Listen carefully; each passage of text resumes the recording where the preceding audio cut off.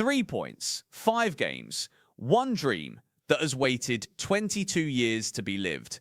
Welcome to James Arsenal Analysis. I'm James, and right now, I need every single one of you watching this to take a breath, stay calm, and listen, because what I'm about to break down for you is the most important moment in Mikel Arteta's time as Arsenal manager. Possibly the most important moment this club has faced in a generation.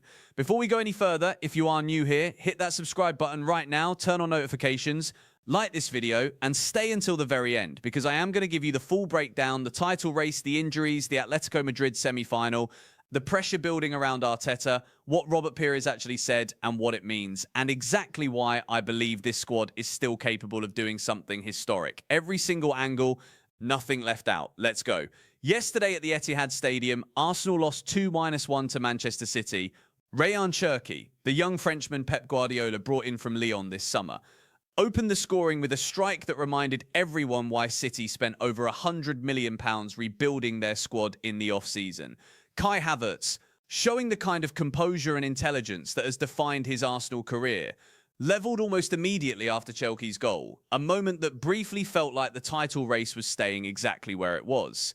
Then Erling Haaland happened. 22 Premier League goals this season, 29 in all competitions. The man is simply relentless. His winner gave City the result they needed and sliced Arsenal's lead from 6 points to 3. 3 points, 5 games. I'm not going to stand here and tell you that doesn't matter. It does. It matters enormously. 2 consecutive league defeats, first the loss to Bournemouth, then the defeat at the Etihad, have handed City real momentum at the worst possible moment in the calendar. This is when championships are won and lost. Not in August, not in December, right now. These next 5 weeks will define everything. But here is what I also know, and I need you to hear this clearly. Arsenal are still top of the Premier League. Arsenal have been top of this league for the overwhelming majority of this season. And Arsenal still control their own destiny. You win 5 games, you are champions. Nobody can take that from you. It does not matter what City do if Arsenal win every one of their remaining fixtures. The title comes home to the Emirates, full stop. So before we surrender to panic, let's talk about what is actually happening, why it is happening, and what Arsenal need to do about it. Let me start with the injury situation, because until we put this on the table, we cannot have an honest conversation about this team's recent form. Bukayo Saka, the heartbeat of this football club, the most naturally gifted wide player in England. He has been missing with an Achilles injury, and his return date remains unclear. I want you to think about what Saka does for Arsenal tactically. He creates overloads on the right, he draws defensive attention that opens corridors for Gyökeres centrally. He wins free kicks in dangerous areas. He scores goals from nothing. He is irreplaceable in the truest sense of that word, and right now he is not available. Mikel Merino, signed specifically to give Arteta options in the middle of the park, a powerful, technically assured midfielder who can both carry the ball and win it back. He has been out since February with an ankle injury that now looks increasingly likely to rule him out for the remainder of the campaign. That is a brutal blow for a squad that needs energy and freshness for what lies ahead. Jurrien Timber is a doubt with a groin problem. Ricardo Calafiori has missed recent matches with an undisclosed issue. Noni Madueke hurt his knee coming off against Sporting CP last Wednesday, and his status for the coming weeks is still being assessed. I am laying all of this out not as an excuse. Arteta has never hidden behind injuries, but it is essential context. This is not the same Arsenal 11 that was dismantling opponents earlier in the season. This is a squad playing through significant absences, managing the weight of a title race and a Champions League semi-final simultaneously, and doing so against the 2 hardest opponents left on the Premier League calendar in the final weeks of the season. The fact that they are still top is not a footnote. It is the story. Now let me talk about Robert Pires, because his comments have circulated heavily this week, and I want to give you my honest take on them. Pires spoke to Foot Mercato back in September of this season. He said clearly that if Arsenal do not win a trophy this year, the club's management would likely consider finding a new coach. He said Arteta has been at the club for 5 years, that the title has evaded him despite enormous investment, and that if the league is not won, there will, and I am putting his meaning plainly here, definitely be a change. Robert Pires is an Arsenal legend, 2 Premier League titles, and invincible, a man who understands what this club demands at the highest level. I have enormous respect for him, but I also think it is important to put what he said into proper context, because those words were spoken in September before this campaign had fully unfolded. This is what the 2025-26 season has given Arsenal supporters so far. A squad rebuilt from the ground up, 7 signings in the summer. Gyökeres, Eze, Madueke, Zubimendi, Norgard, Mosquera, Kepa. Every single one of them brought in to close the gap, to sharpen the squad, to give Arteta the depth he had been asking for. A historic Champions League campaign that saw Arsenal beat Real Madrid 5-1 on aggregate in the quarter-finals and reach the last 4 of European football's greatest club competition for the first time since 2009. A season in which they topped the Premier League for most of the campaign. A Carabao Cup final appearance at Wembley. And right now, they are 3 points clear at the top with 5 games to play, and they have a Champions League semi-final against Atletico Madrid on the horizon. Tell me honestly, does that sound like a failed season? Pires is right that winning the league is the minimum expectation now. That is fair. The investment has been enormous. Arteta's demands were met by the board in extraordinary fashion. There is no hiding from the fact that this squad, when fully fit and fully functioning, is one of the best Arsenal have assembled since the Wenger era, possibly the best. The expectation that comes with that is legitimate, but I also believe that if Arsenal lift the Premier League title in May, their first since 2004, the end of a 22-year drought, Arteta's place in this club's history is written in permanent ink. And if they go one further and reach the Champions League final in Budapest on the 30th of May, we are talking about a season that Arsenal supporters will talk about for the rest of their lives. That is still possible. That is still in front of this team. Let me walk you through the remaining 5 Premier League fixtures, because the schedule matters, and I want to give you my genuine assessment of each one.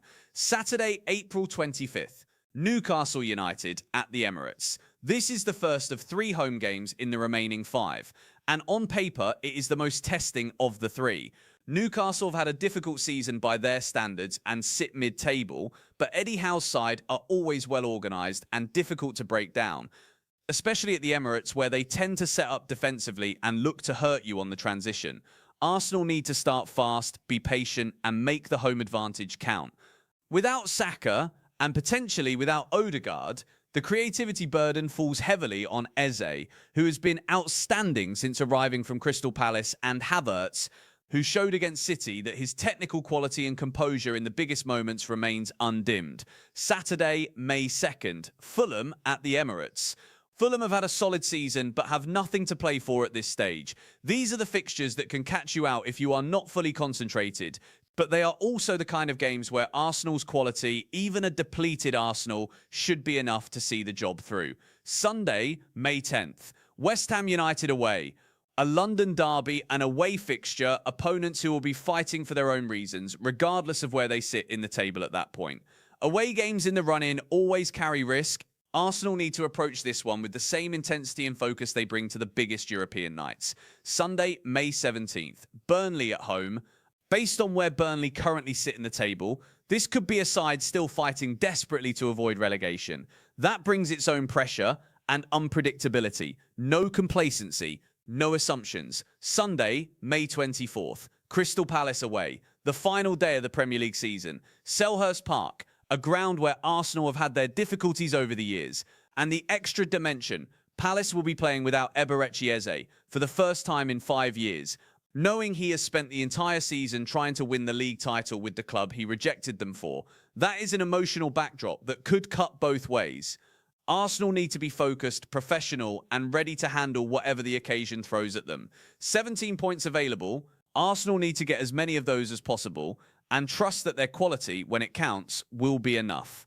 Now, let me address something that I think is being slightly underplayed in the wider conversation, and that is what this Arsenal squad is also preparing to do in the Champions League. Atletico Madrid in the semi-finals. Let that land for a moment. Atletico Madrid, Diego Simeone's side, one of the most tactically disciplined and psychologically tough clubs in European football. A club that has reached the Champions League final twice in the last decade. A side built on defensive organisation, ruthless counter-attacking, and an almost inhuman ability to manage games under pressure. The first leg is at the Emirates at the end of April.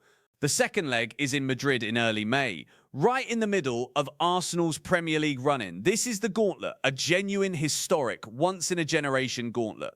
And Arteta's squad is walking into it carrying injuries, carrying fatigue, and carrying the weight of 22 years of title race disappointments. But they are walking into it in first place. And they are walking into it having already beaten Real Madrid, one of the most decorated clubs in the history of this competition, 5-1 on aggregate. The mentality this squad has demonstrated in Europe this season has been genuinely extraordinary. The way they controlled the tie against Sporting CP, protecting a 1-goal lead across 2 legs without the firepower of Saka and without the creative direction of Odegaard, shows a team with real character at its core. Declan Rice has been a colossus. William Saliba, game after game, has been arguably the best centre-back in European football this season. Gabriel Magalhaes, who signed a new long-term contract in the summer, and who has been the leading Premier League goalscorer among defenders since his debut, brings aggression and leadership to every match. Victor Gyökeres, 15 goals in all competitions. Wearing the number 14 shirt, made famous by Thierry Henry, has shown that he can carry the attacking burden even when those around him are compromised. This squad has the players, they have the manager, they have the belief. The next 5 weeks will reveal whether they also have the nerve.